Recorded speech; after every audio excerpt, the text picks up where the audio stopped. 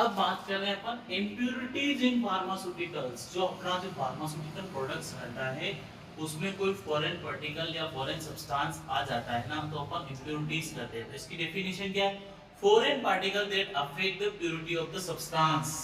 Impurities क्या है? Foreign particle, foreign particles that affect purity of substance. आपकी कोई फॉर्मुलेशन से, जैसे कि आपने घी में तेल डाल दिया तो वो क्या है? इम्प्योरिटीज हो गई ना। तो उसी तरह से कोई भी बाहर का पदार्थ आकर के शक्कर में नमक डाल दिया, इम्प्योरिटीज हो गई ना। तो उसी तरह से फार्मास्यूटिकल उसमें इम्प्योरिटीज भी आती है। वो इम्प्योरिटीज होगी आपकी, जैसे कि आपने कोई केमिकल जो नहीं चाहिए होता है वो केमिकल आपने ऐड कर दिया तो वो इम्प्योर हो गया। कोई डेवलप फॉर्मुलेशन आप बना रहे हैं, उस टाइम में कोई प्रोसेस नहीं करनी थी लेकिन कर ली और उससे प्रोडक्ट बन गया तो वो एक इम्प्योर प्रोडक्ट हो गया। तो ये सारी की सारी इम्प्योरिटीज होती है। तो इसके सोर्स क्या हो गया? तो केमिकल कंटामिनेशन हो गया। उसके बाद में क्या है कि केमिकल सोर्स हो गया, उसमें रॉ मटेरियल भी आपका सोर्स हो सकता है, डस्ट हो सकती है। क्योंकि ये जो डस्ट उड़ती है ना, ये डस्ट भी आपकी इम्प्योरिटीज में कंसीडर करते हैं, क्योंकि ये डस्ट हमारे प्रोडक्ट्स में जाकर के मिलेगी और डस्ट मिलेगी तो क्या होगा? इम्प्योरिटीज पैदा होगी। इम्प्योरिटीज पैदा होगी तो हमारा प्रोडक्ट खराब होने के चांसेस बढ़ जाते हैं। तो ये सारी की सारी स्टेप्स रहती है, वो हमारे प्रोडक्ट्स को इम्प्योर बना देती है। तो इन इम्प्योरिटीज को ओवरकम भी अपन लोग कर सकते हैं। ओवरकम भी अपने को करना रहता है, किसी क्या एसेप्टिक टेक्निक अपना करके या फिर कोई दूसरी टेक्निक्स जो कि हमारे प्रोडक्ट्स को कंटामिनेट या फिर खराब होने से बचा सके। वो सारी की सारी टेक्निक्स हमको यूज करनी रहती है, जो कि हमारे लिए यूजफुल रहती है।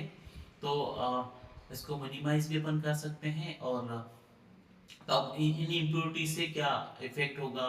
क्या हमारा प्रोडक्ट डिकम्पोजिशन होगा या फिर कुछ इसकी स्टोरेज पे इफेक्ट पड़ेगा? तो बहुत सारी चीजें हैं जो हमारी क्या है कि प्रोसेस पे इफेक्ट डालेगी।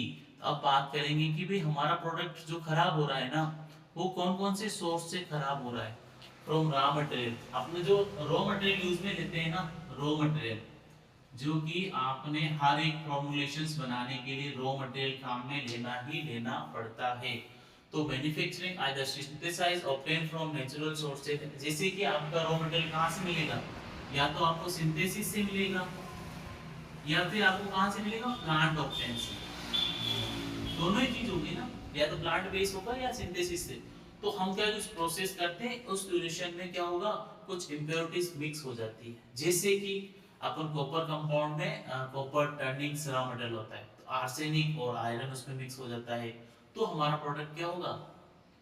प्रोडक्ट खराब हो गया ना, उसमें रो इम्प्योरिटीज आ गई हैं। प्रोडक्ट प्रॉपर ओरिजिनल फॉर्म में अब नहीं रहा है। तो जिस हम लोग जिस प्रोसेस के लिए काम में ले रहे हैं उसमें क्या होगा? प्रोडक्ट डिग्रेडेड होना चालू हो जाएगा ना, मतलब प्रोडक्ट में कंटामिनेशन हो गया तो आपकी क्वालिटी इशू आना शुरू हो जाएगा। तो उसमें मैन्युफैक्चरर्स को क्या होगा कि उसमें प्रोसेस जो यूज में लेंगे, there are number of drugs and chemicals which are manufactured from different raw material. तो बहुत सारे क्या है कि अपन एक से ज्यादा फॉर्मुलेशन, जैसे आपने देखा होगा ग्लिपिजाइड प्लस मेटफॉर्मिन, तो ये दो ड्रग है लेकिन इसके साथ में एक्सीपिएंट तो बहुत सारे हैं ना।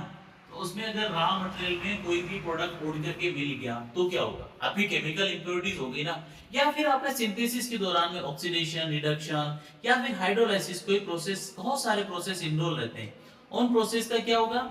अगर आपने उन प्रोसेस में से कुछ गलत काम कर लिया या फिर सही से ध्यान नहीं रखा, उस कंडीशन में क्या होगा? आपका प्रोडक्ट कंटामिनेट हो जाएगा ना, इम्प्योरिटीज उसमें आ जाएगी। या फिर आपकी स्टोरेज कंडीशन में, जैसे कि आपको प्रोडक्ट्स को क्या है कि नॉर्मल रूम टेम्परेचर पे स्टोर करना था और आपने क्या किया कि भाई एसी में आपके प्रोडक्ट को रख दिया, तो वहां पे प्रोडक्ट आपका कंटामिनेट या प्रोडक्ट में इम्प्योरिटीज आ जाएगी।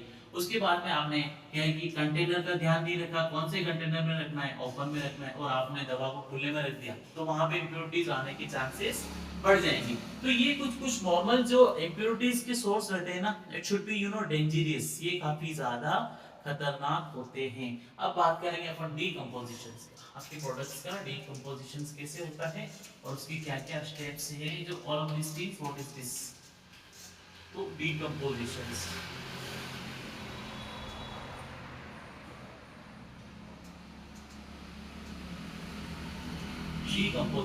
डीकंपोजिशंस में क्या है कि some substance decompose and decomposition is greater in the presence of light or air accident। आपको कभी कुछ पे लिखा जाता है कि protect from light, protect from, देखना आप किसी कंटेनर पे प्रोटेक्ट फ्रॉम लाइट, आप इसको लाइट से, डायरेक्ट सनलाइट से आप अपने प्रोडक्ट को बचा के रखिए, क्योंकि वहां पे डीकंपोजिशन के चांस बढ़ रहे हैं ना। Result of decomposition causes contamination of the final product, many substance lose water crystallization when kept open। इनको खुला रखा जाता है तो डीकंपोजिशन होने के चांसेस बढ़ जाते हैं। क्रूड वेजिटेबल ड्रग्स जो ससेप्टेबल डीकंपोजिशंस होते हैं, इसमें नंबर ऑफ ऑर्गेनिक सब्सटेंस होते हैं, स्पॉइल रहते हैं। तो ये सारी की सारी चीजें क्या है कि आपको डीकंपोज करेंगे। और अब बात करेंगे आपके इफेक्ट ऑफ इम्प्योरिटीज। अगर आपका प्रोडक्ट इम्प्योर्ड हो गया तो उसका क्या इफेक्ट आएगा, इफेक्ट ऑफ इम्प्योरिटीज।